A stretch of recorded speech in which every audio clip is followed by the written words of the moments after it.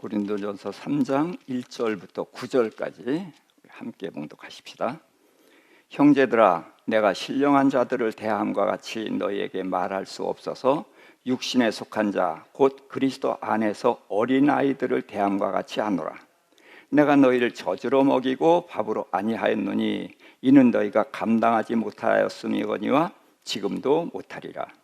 너희는 아직도 육신에 속한 자로다. 너희 가운데 시기와 분쟁이 있으니 어찌 육신에 속하여 사람을 따라 행함이 아니리요. 어떤 이는 말하되 나는 바울에게라 하고 다른 이는 나는 아볼로에게라 하니 너희가 육의 사람이 아니리요. 그런즉 아볼로는 무엇이며 바울은 무엇이냐?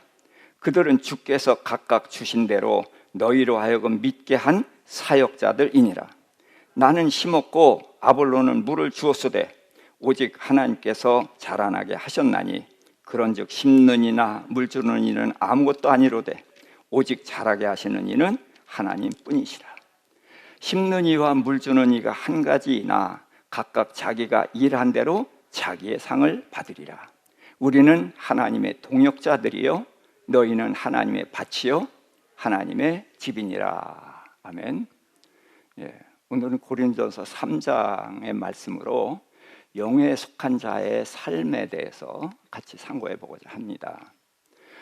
자, 우리가 지난주에는 세 가지 사람을 봤죠.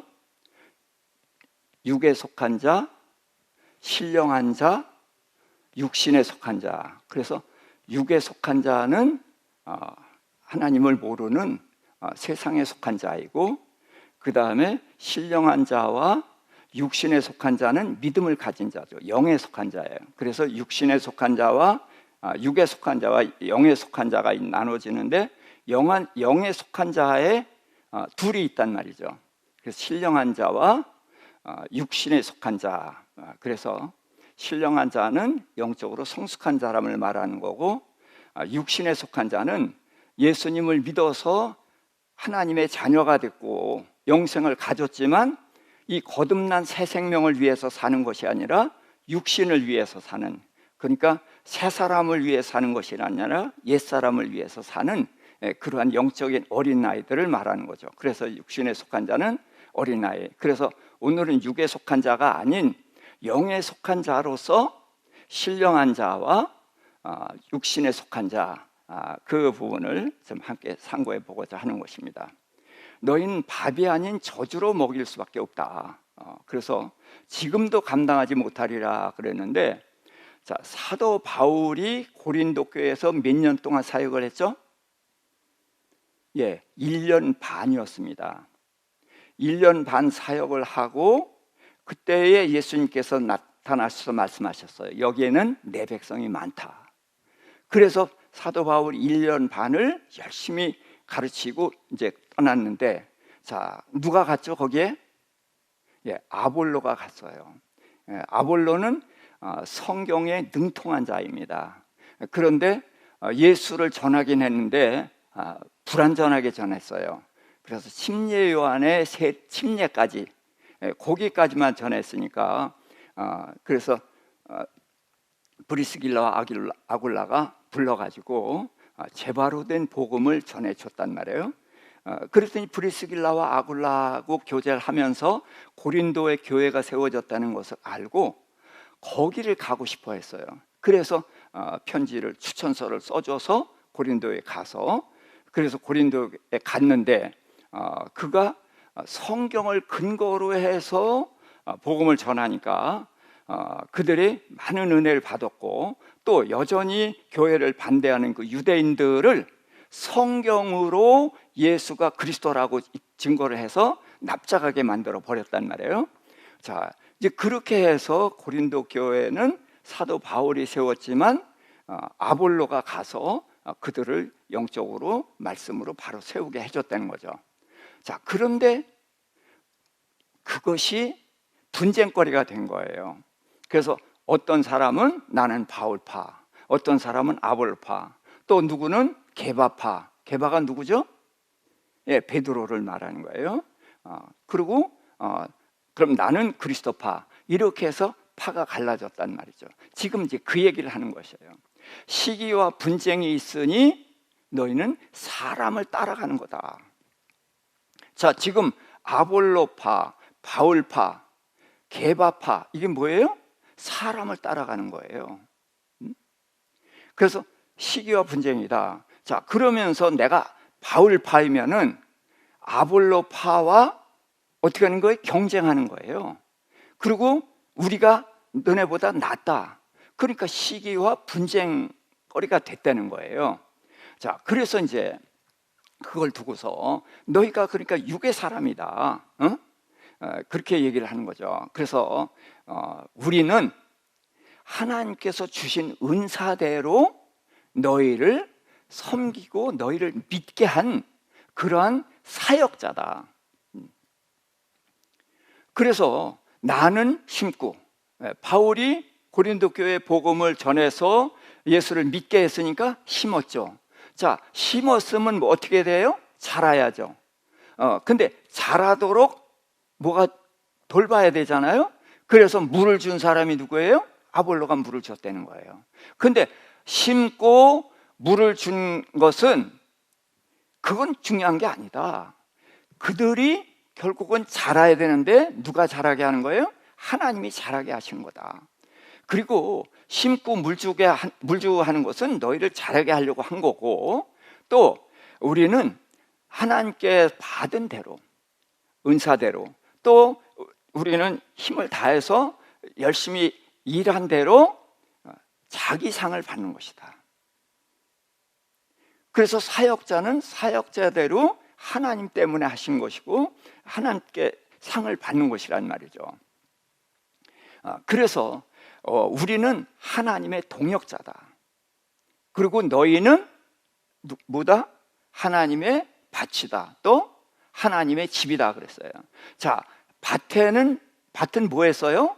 심죠. 심으면 어떻게 돼요? 자라야 돼요. 자라서 뭐 해야 돼요? 열매를 맺어야 되죠. 예. 그래서 우리 마음밭에 하나님이 씨를 뿌려서 이 씨가 자라서 열매를 맺어야 된단 말이죠.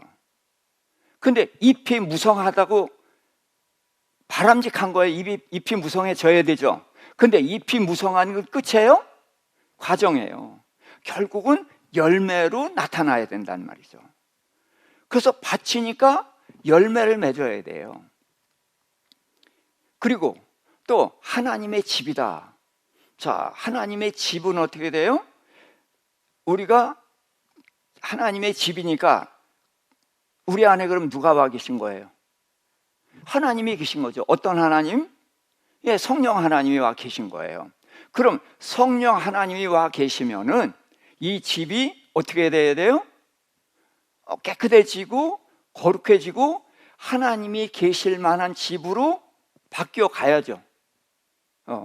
그러니까 이건 출발점이라는 거예요. 밭도 열매를 위해서, 집은 거룩해지기 위해서 그런 목표를 가진 부르심이고, 그 목표를 이루게 하기 위해서 우리는 하나님의 동역자로 일을 했다. 근데 우리가 한 것이 열매로 나타난 것이 아니라 우리가 일할 때 성령께서 함께 하셔서 그런 열매로 나타나고 너희의 거룩함으로 나타날 것이다. 이제 그렇게 말씀을 전한 거란 말이에요. 자, 그러면은 이제 그 신령한 자는 누구고 젖을 먹는 자는 누구인가? 그래서 갈라디아서 6장 1절 볼까요? 형제들아, 사람이 만일 범죄한 일이 드러나거든 신령한 너희는 온유한 심령으로 그러한 자를 바로잡고 너 자신을 살펴보아 너도 시험을 받을까 두려워하라. 예. 자, 신령한 자, 성숙한 자는 넘어지지 않습니까? 예, 성숙한 자도 넘어질 수 있어요. 그래서 우리 사람은 끝까지 선하게 간다는 보장이 없습니다. 그것을 열왕기서에 보면은 끝까지 선한 왕이 하나도 없어요. 그것은 바로 우리들도 끝까지 선하게 간다는 보장이 없다는 거예요. 근데 신령한 자는 뭐하냐? 성도들이 범죄했단 말이에요. 그러면은 그 사람은 어떤 사람이에요? 연약한 자죠. 아직 어린아이죠. 그러면은 그들을 바로 잡아줘야 돼요. 그런데 채찍으로 하는 것이 아니라 온유한 심령으로 다독거리고 격려해주고 위로해주고, 그러면서 바로 잡아주고, 그러면서 내 자신이 그 영향을 받지 않도록. 그래서 나 자신을 살펴봐서 내가 그런 시험에 넘어지지 않도록 내 자신도 계속해서 관리해 가야 되고 더 성숙해 가야 된다는 것입니다. 이게 신령한 자예요. 레위기 10장 10절 11절입니다. 너희가 거룩하고 속된 것을 분별하며 부정하고 정한 것을 분별하고, 또 나 여호와가 모세를 통하여 준 모든 규례를 이스라엘 자손에게 가르치리라. 누구에게 주신 말씀이에요? 제사장에게 주신 말씀이에요. 제사장은 백성의 어른이죠. 그러니까 신령한 자에 속한다고 할 수가 있어요. 그래서 신령한 자는 제일 중요한 게 뭐냐? 분별력이에요. 두 가지를 분별하는 것입니다. 더럽고 깨끗한 것, 또 하나는 속되고 거룩한 것. 속되고 거룩한 게 뭐예요? 이게 영적인 세계예요. 근데 영적인 세계 전에 깨끗해야 된다는 거예요. 자, 예수님의 보혈의 피로 우리를 어떻게 하셨어요? 죄를 씻어서 어떻게 했어요? 흰 눈보다 더 희게, 양털보다 더 희게 하셨단 말이에요. 그럼 그게 끝이에요? 시작이에요? 시작이에요. 그래서 더러운 것을 깨끗하게 만들었단 말이죠. 여기다 뭐 하는 거예요? 거룩한 하나님의 나라를 그리는 거예요. 그래서 예수 그리스도가 십자가에 달려 죽으신 거고, 우리가 그 피로 인해서 죄사함을 얻고 거듭났단 말이에요. 출생했어요. 그러면 어린애예요? 영적의 아이예요? 아이예요. 그럼 어떻게 돼요? 뭐부터 먹어야 돼요? 젖을 먹고 자라야 되죠. 그래서 자라야 되는 거예요. 자라기 위해서 먼저 깨끗해야 되는 거예요. 깨끗해진 다음에 거룩해져야 된다는 거죠. 제가 거룩을 다르다 이렇게 표현을 했죠. 거룩은 달라지는 거예요. 근데 달라지는 기준이 뭐예요? 하나님의 말씀. 하나님 때문에, 하나님의 말씀 때문에 달라지는 것, 이게 거룩이란 말이죠.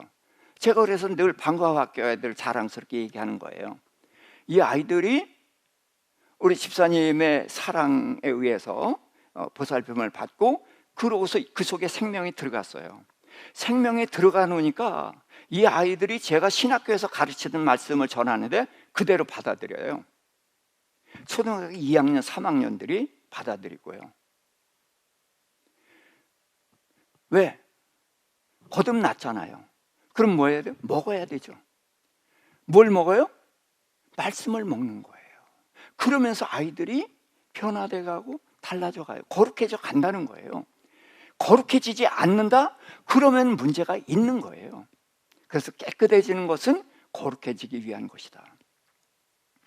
자, 그래서 히브리서 5장 12절부터 14절입니다. 때가 오래므로 너희가 선생이 되었을 터인데 다시 말씀의 초보에 대하여 가르침을 받아야 할 처지다. 단단한 음식은 못 먹고 젖이나 먹어야 할 자가 됐다. 젖 먹는 자, 곧 어린아이는 의의 말씀을 경험하지 못한 자다. 그럼 단단한 음식을 먹는 사람은 누구예요? 장성한 자다. 그래서 젖 먹는 자는 어린아이고 단단한 음식을 먹는 자는 장성한 자인데, 단단한 음식이 뭐냐? 지각을 사용함으로 연단을 받아 선악을 분별하는 자, 분별이 나오죠. 장성한 자가 되기 위해서는 이 분별이 필수인 거예요. 그래서 지각을 사용하는데 이 지각이 육신의 지각이 아니라 하나님의 말씀에 의해서 감각이 살아났단 말이에요. 이게 영적 감각이 살아난 거예요. 그래서 분별력이 생겼다는 거죠. 그런데 또 어떤 과정을 거쳤어요? 연단 과정을 거치는 게 뭐예요? 불순물이 빠져나가는 거예요. 그래서 죄가 빠져나가고 거룩해지는 과정을 밟았단 말이죠. 그래서 그들은 단단한 음식을 먹는데, 단단한 음식은 뭐예요? 복음과 함께 고난도 받으라 하는, 그래서 고난을 기꺼이 감수하면서 가는 이제 그런 사람들을 말하는 것이죠. 그런데 히브리서에 보면은 때가 오래므로 선생이 됐어야 되는데 여기도 젖 먹는 자가 있다는 거예요. 고린도 교회도 그렇게 했는데도 전능자가 있고. 자, 근데 우리 교회는 어떨까요? 우리 교회는 다 자랐겠죠? 예. 고린도 교회나 이 히브리서를 받아보는 모든 교회들의 상태가 뭐예요?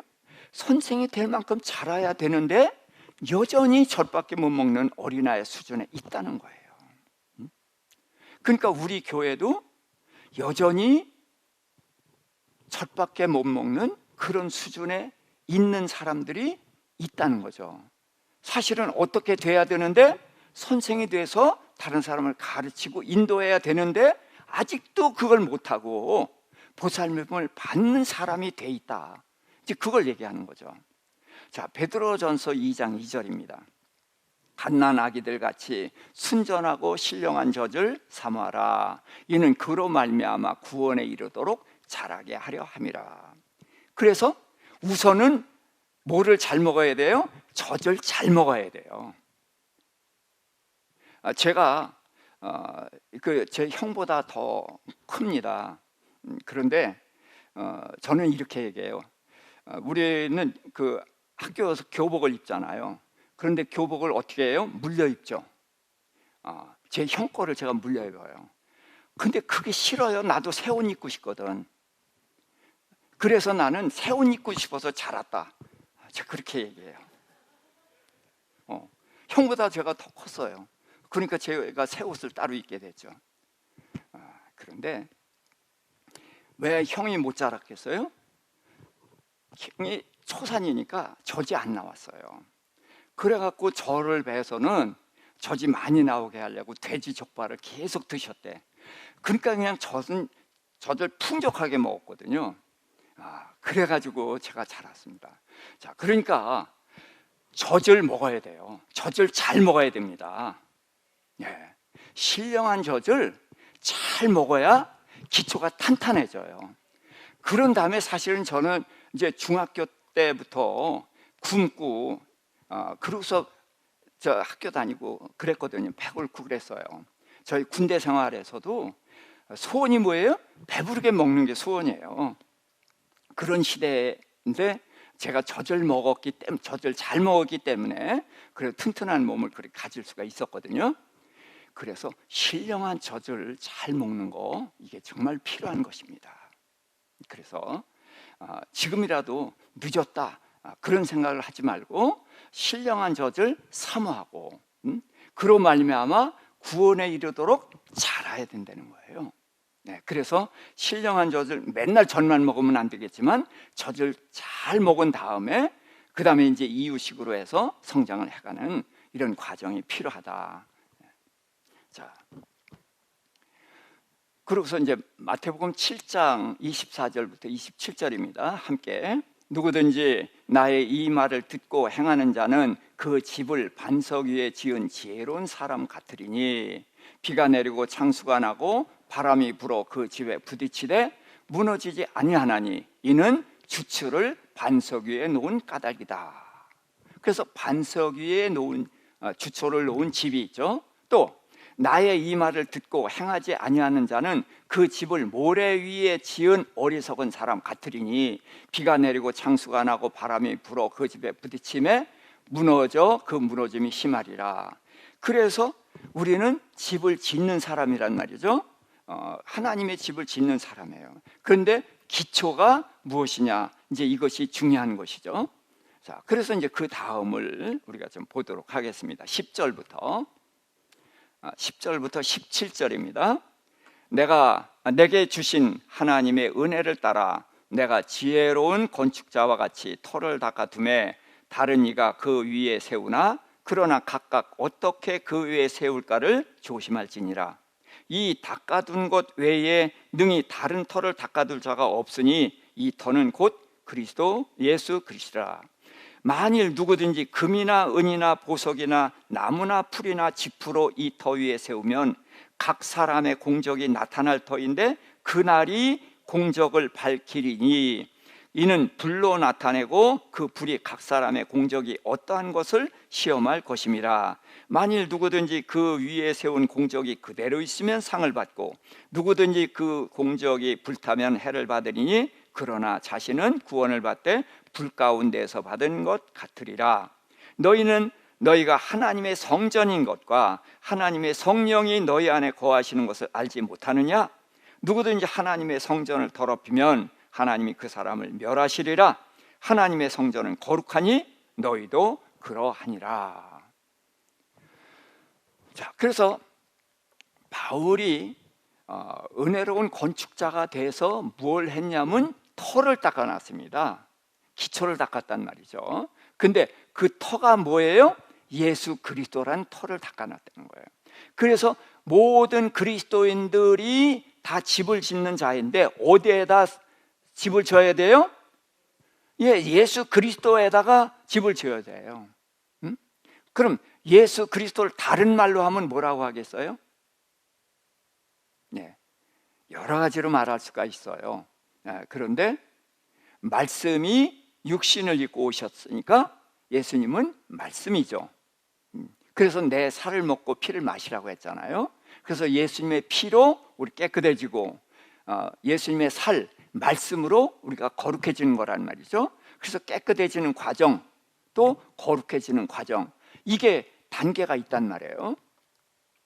자, 그래서 예수 그리스도의 집을 세우는데 조심해서 세워야 된다. 왜? 이단도 어디서 세워요? 말씀에다 세워요, 이단도.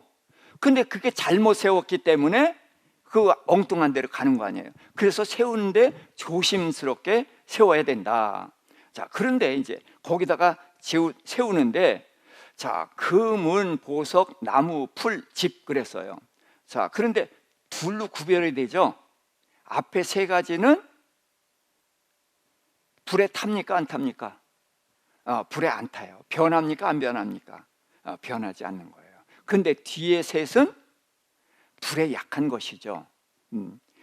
그래서 우리가 세우는데 어떤 걸로 세우느냐, 기초도 중요하지만 무엇으로 세우느냐 하는 문제가 생기는 거예요. 그래서 그날에 이제 공적이 나타나는데, 그날의 공적을 불러 나타내는 게 아니라 그 날이 나타낸다 그랬어요. 그 날. 그럼 이 날이 언제예요? 주님이 다시 오실 때입니다.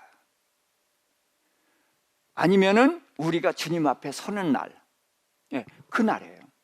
그 날은 다시 돌이킬 수 없는 날이죠. 기회가 끝난 날이에요.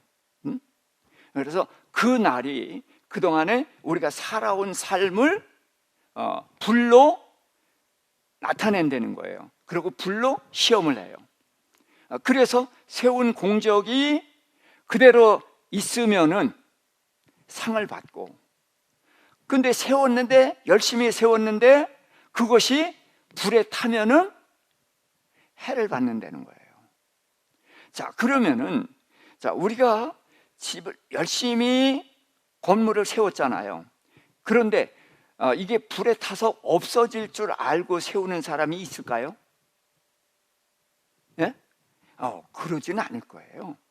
우리가 세울 때는 이것이 공적이 나타나서 상을 받으리라 라고 생각하고 그걸로 세웠을 거란 말이죠.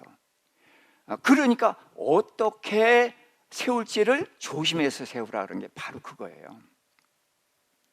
자, 불탈 것과 불타지 않는 것, 자, 그것을 이렇게 보면 돼요. 변하지 않는 것, 또 변하는 것.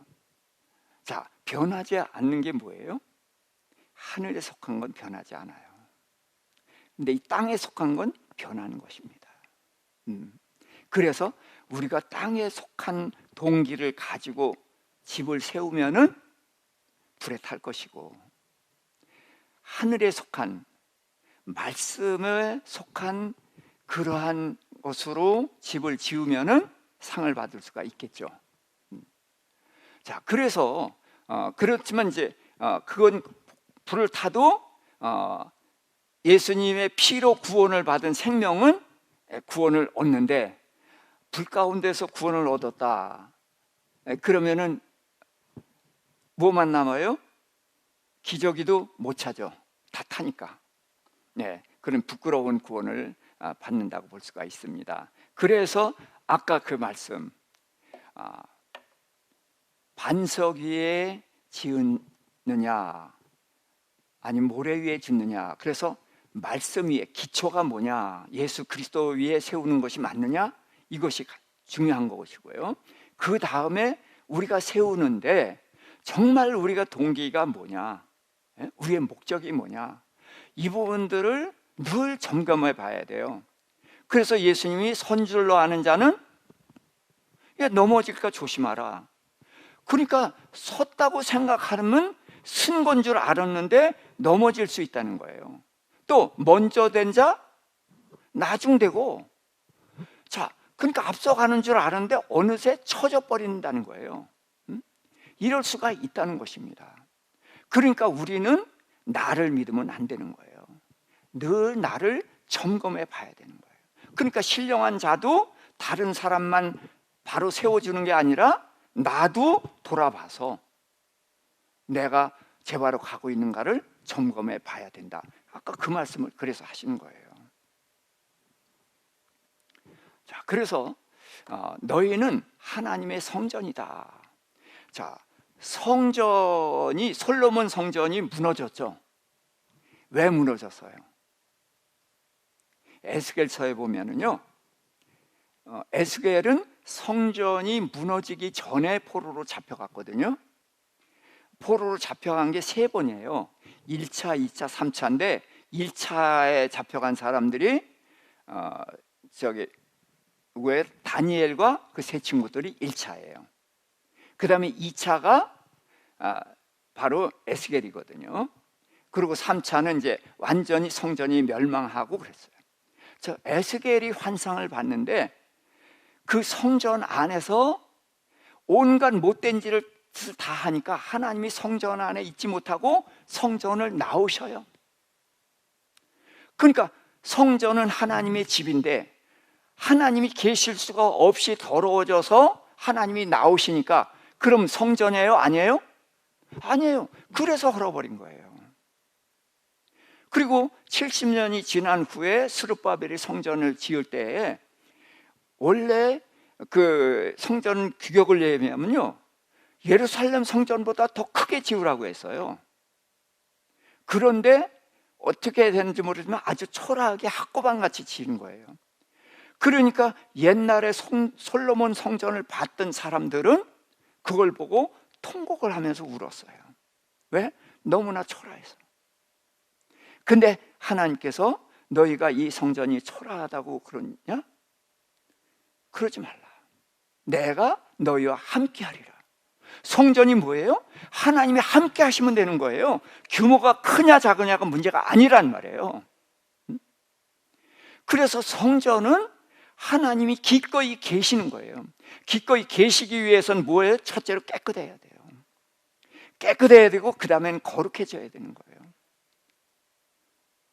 하나님의 말씀대로 돼가야 된단 말이죠.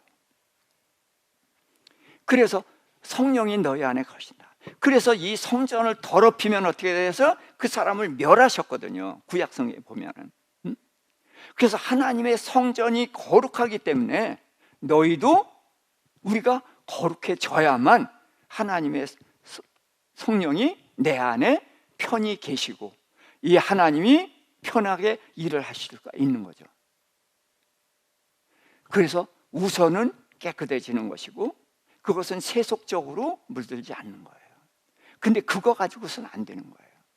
깨끗해야 되고 거룩해져야 된다. 그래서 말씀을 따라서 우리가 변화돼가는 그런 모습이 있을 때에 성전이 거룩해지는 것이고, 그럼 하나님이 편안하게 와 계시고 우리와 함께 놀라운 역사를 일으키시는 것이 되는 것이죠.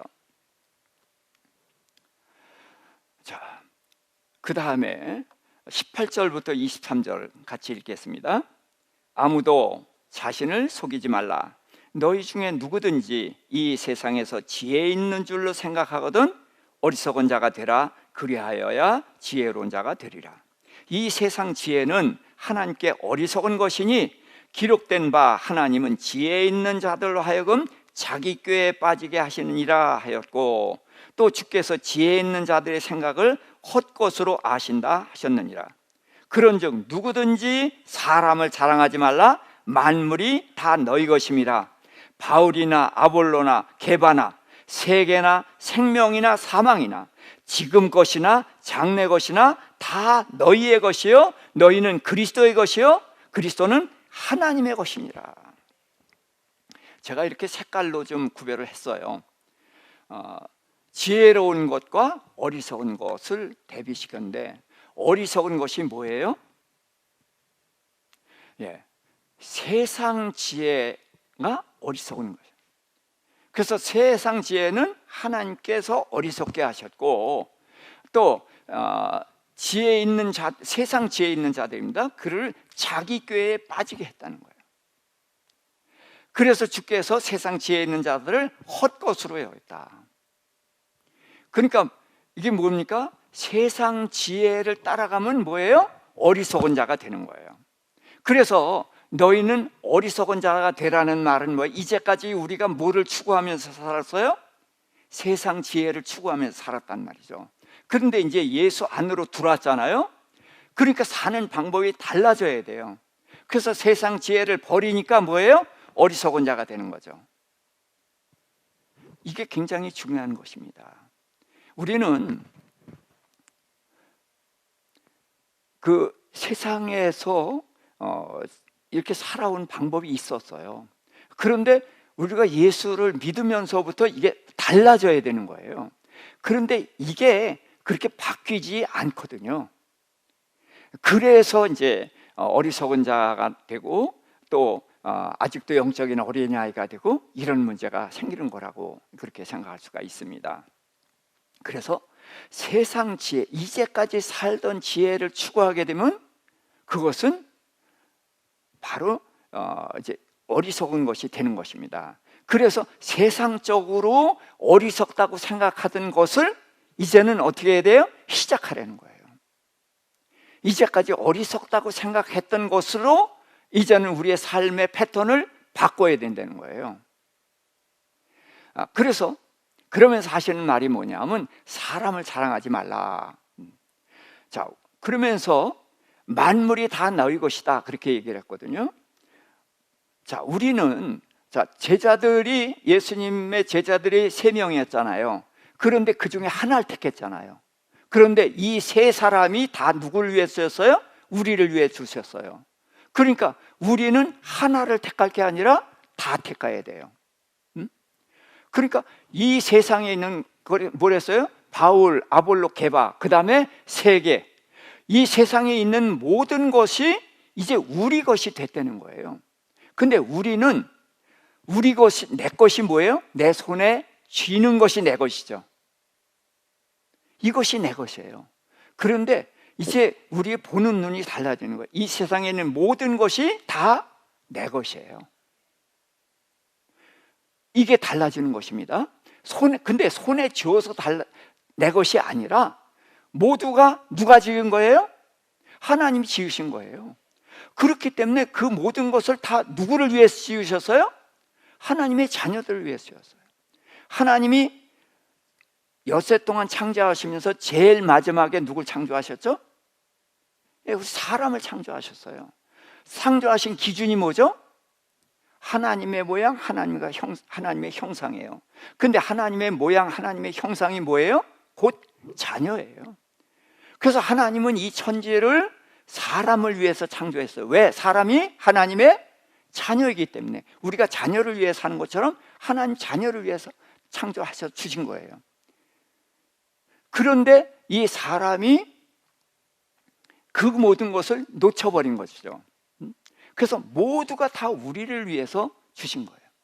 그 다음에 생명이나 사망이나, 자, 우리는 생명이 좋은 것이라고 생각해요. 그러나 우리가 그리스도 안에 있으면은 죽는 것도 유익하다.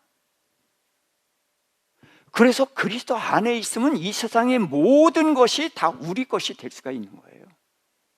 우리가 그리스도 안에 들어가면.